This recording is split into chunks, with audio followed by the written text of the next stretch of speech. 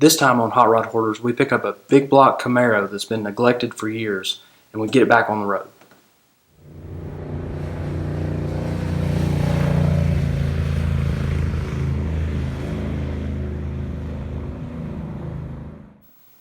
The car is a 1967 Camaro. It was originally a 6-cylinder automatic car with factory air conditioning. It was cream with gold interior, but that is not what you're looking at right now. What you're seeing is a bright red, big block Camaro with a super sport hood and a few other super sport details. And it's obvious that somebody somewhere along the way made this car hot rod and got rid of all the original equipment. But there's a lot to work with here, and we're going to get it running. The car was sitting about a couple of miles from my dad's shop, and you really couldn't see it from the road. It was kind of blocked by some other stuff in the guy's yard, and I believe that was intentional because he didn't want a bunch of people asking about the car. Because his original intention was to restore it, get it back on the road, get it looking good, get a fresh paint job on it, and he'd actually brought it by for my dad to look at. The price was a little bit out of the guy's range, and he actually mentioned to my dad right there that he may actually just sell the car. So of course my dad said, if you decide to sell it, I'd be interested in buying it. It has a Ran when parked big block Chevy in it, backed by a Power Glide 2-speed automatic transmission, and finally the rear end is the stock 10-bolt. So when you buy a car like this, you don't really have time to scrape around and find the casting numbers and the date codes and all that stuff. You're kind of taking a gamble on it. When you buy a project like this, it's not like I was expecting any numbers to match, because I assumed it wasn't a big block car in the first place. But once I get it home, that's always the first thing that I do, start looking for casting numbers and suffix codes on the engine.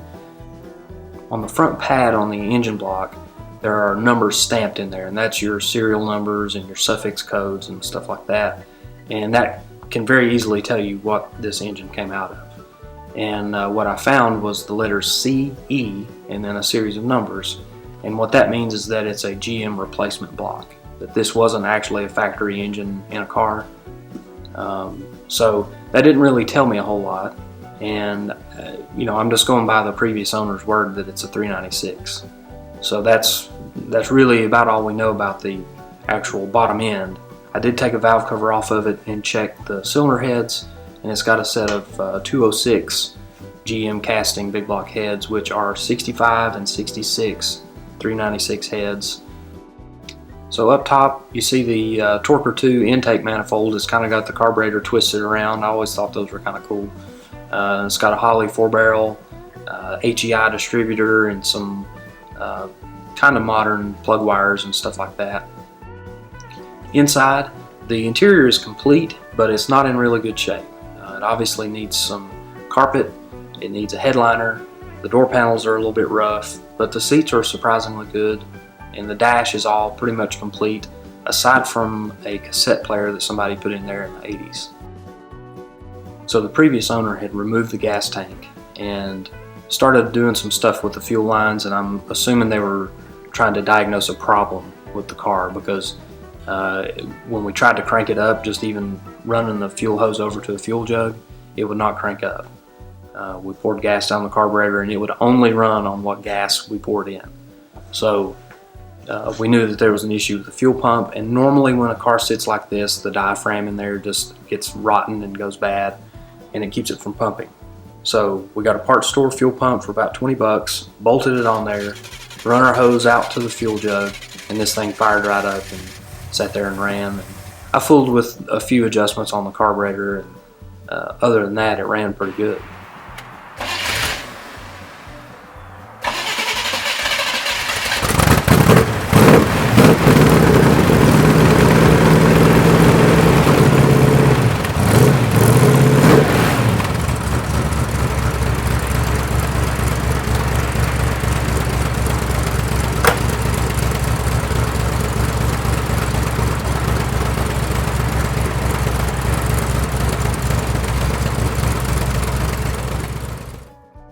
Next on the list is brakes, because if I'm going to drive this thing around the block, I've got to have at least a little bit of brakes.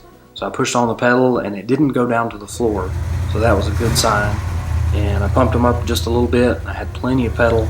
I knew that if the transmission would pull, I was going to be taking this thing around the block. You can see my fuel system here that I rigged up. Since the car didn't have a fuel tank in it, I was just going to run it off the jug. And I didn't have a long enough fuel hose to reach from the fuel pump to the passenger floorboard. So I pieced together a few pieces of rubber hose with just some old fuel filters we had laying around. And obviously this isn't ideal, but it was enough to get me around the block.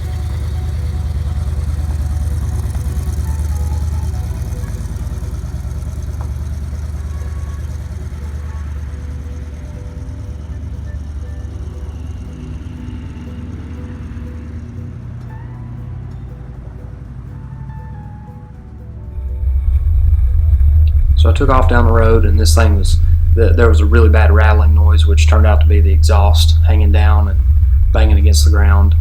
And it's rusty anyway, so it needs to go away. But the car ran great. Really, there's no complaints. I mean, it pulled a little bit when I got on the brakes, and that's totally normal for anything with drum brakes that's been sitting a while.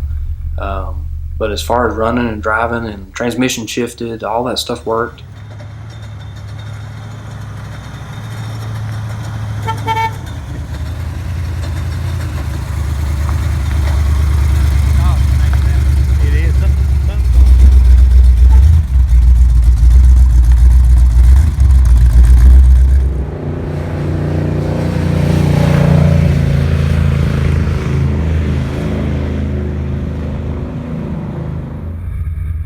Obviously the car needs some work.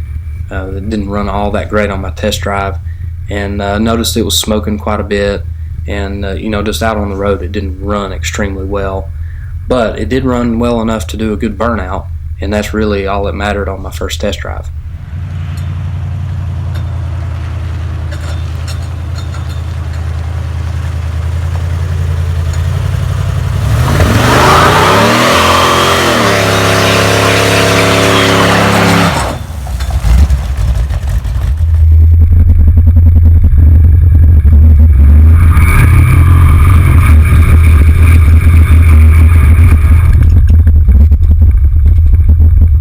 So our plan is to continue tweaking on the car, get it running, driving, and stopping a little better, and then start concentrating on the cosmetics.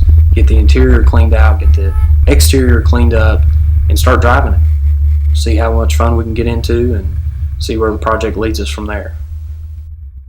If you like this sort of thing, hit the subscribe button and you'll see all of our new videos with project updates, drag racing covers, and all sorts of other fun stuff.